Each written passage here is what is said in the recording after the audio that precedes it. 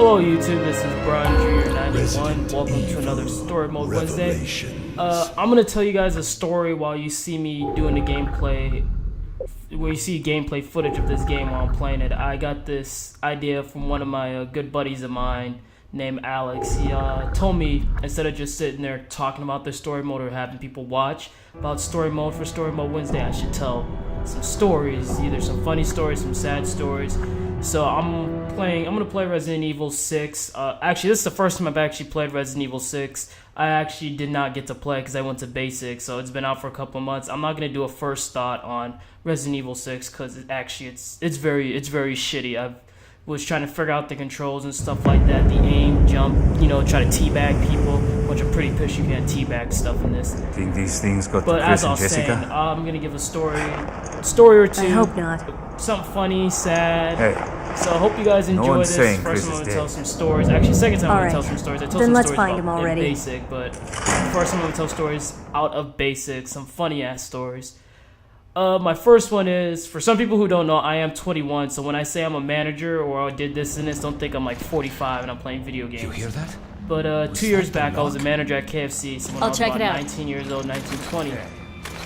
And we had this new manager that just came in. Copy His that. name was I'll Derek. radio you if This I guy's pick up a total Chris's trail. dick. He's one reason why I just don't go back to KFC, or I just don't support KFC, because there's a whole long history. This thing has a and lot there's of stories similarities about to the KFC, corpses on the about beach. Managers floating numbers, people lying, this and that. He's one of the reasons why I didn't go back to KFC. He was just a total dick, poor customer service, will lie to you in your face. He would I wouldn't say he would discriminate you, but he would tell you that you wouldn't make it and stuff like that. You're doing terrible and stuff. So he's one reason why I don't go back. I don't go back and support KFC or buy anything from KFC or do this, do that. Well, there was this one time, his first day opening KFC, and we usually open at, they switched it. I believe it was 10:30 because they usually open up at 10, but they switched it to 10:30. So I believe it was 10:30 we're opening up the store. At 10:30 we open up the store, and it's probably about 9:45, and he has this idea, since everything is going so well and everything is being set up and this and this and this is happening. He has this idea that he's gonna go open up the store about 45 to 30 minutes early.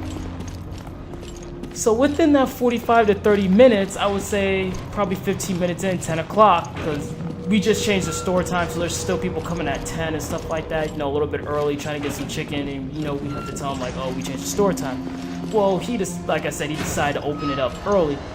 So when he decides to open up early, we get this ding in the headset. Chris! Welcome to my Chris! KFC, my name is Derek, what can I get for you and stuff. We got a script Come to on, go by, say every something! script to go by, certain things we gotta say to customers. I found Chris, but he's And trapped in there. This woman in the car, she's like, "Oh yes, thank you for greeting me and stuff." it's She a goes, tough lock. "I would like I need the key." something crazy like a two-piece, this and this." Find it. It was something crazy like a two-piece grilled with like corn on the cob and something else. So Derek is all like, "Oh, so you want a two-piece original with mashed potatoes and gravy?" And she goes, "No, I want a two-piece grilled with corn on the cob and whatever other side item was." Goes, "Oh, so you want a two-piece meal grilled with sweet corn and mashed potatoes?" She goes, "No, I want this, this, and this." And he goes, "Oh, okay, ma'am. I think I got it for you." He's like, "Come to the window and I'll cash you out." So she gets to the window, and yet alone, it's a little sweet old lady. And right next to the old lady, there's a kid with Down syndrome in the vehicle with her in her truck. So he cashes the lady out. He goes, your total will be 14, whatever. I'm just making up a number. Cashes the lady out, and he hands her the food. And the lady checks the food, and I guess he packed the meal wrong. And not only did he pack the meal wrong, he rung the lady up wrong. So this lady starts going crazy in the car, and not only is she going crazy, but her grandson or whatever it was with Down syndrome starts going crazy in the car too. So you got two people going ham right now. She's over here yelling and stuff. And we had a piece of paper mounted on the window that had all the numbers to the important people, like area coaches, regional coaches. We just recently switched over to a franchise, so you had the franchise owner's number and stuff. So she decides, excuse me, my apologies, she decides that she's gonna call the area coach. So she's over here flipping out on the area coach about how Derek packed her order wrong. So she's yelling at the area coach. I guess the area coach tells the lady, hold on, puts her on hold, and calls the store. Derek picks up the phone and everything, and the area coach was like, are you serious, man? Like, you're not even supposed to be open right now, and we already got a customer complaint. Like, what's going on and everything like that. And he explains to the area coach, you know, Derek explains to the area coach what's going on and stuff like that. The area coach explains to Derek, tries to explain to the girl.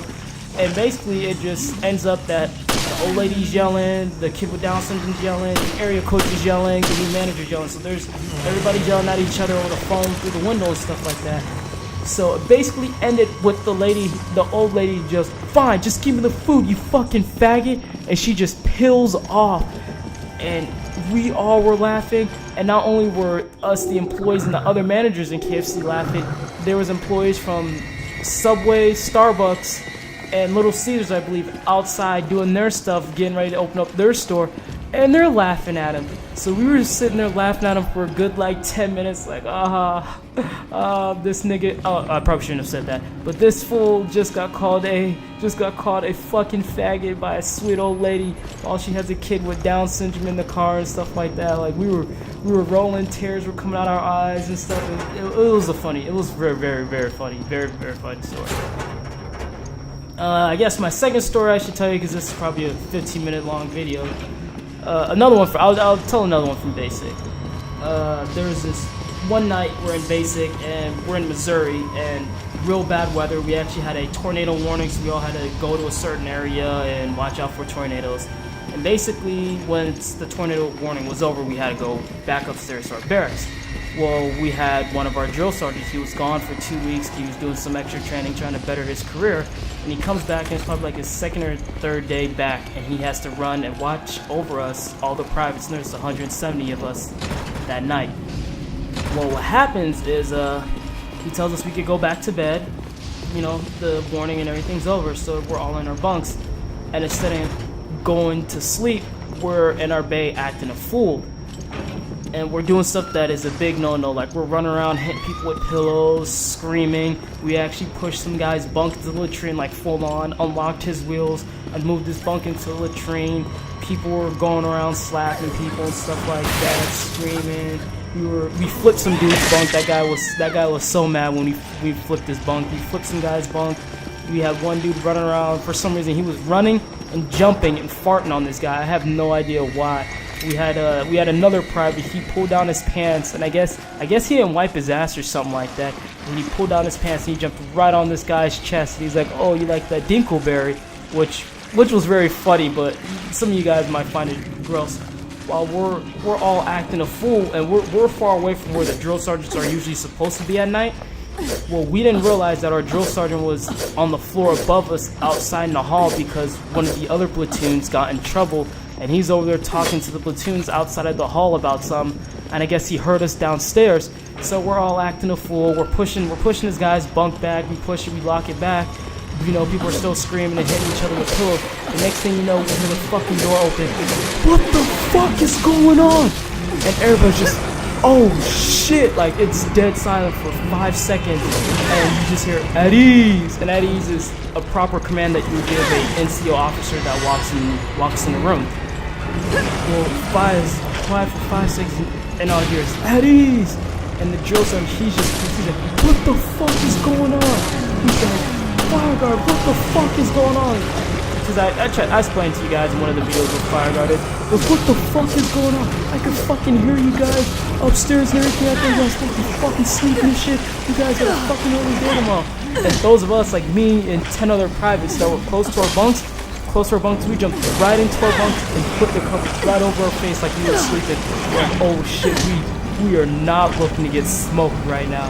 So those are the two stories I have for Story Mode Wednesday. I'm gonna finish up the video. I'm not gonna speak anymore. I'm just gonna let you guys watch the rest of the video. Like I said, it's Resident Evil. I don't know why I chose this game. Actually, I know why I chose this game because I got no internet in my barracks right now. As soon as I get some internet, I'll start playing like games up to date, or you've seen clips of me playing online and stuff. But basically, there's your story for Story Mode Wednesday while I'm playing the story mode and getting my ass kicked in Resident Evil because controls are just fucking fucking crazy. You guys have a good day. Make sure you guys hit that subscribe button, that like button, comment, post a video on Facebook. Help me get noticed out there. Let people know that you subscribe to somebody, YouTube partner. He's in the military. I am in the military. For any of you guys that don't know, I just joined, finished basic, fresh out of basic. So just let everybody know, hey, we got a guy. He's Parker, a YouTube partner. Does I couldn't commentary, find plays anything games. out on He's the also in woman, the military. but I did so, find a key. Support me, help me out. It'd be much appreciated. Alright, you guys have a good day, good night. Be safe, do whatever. Don't be doing anything stupid. God bless. Peace.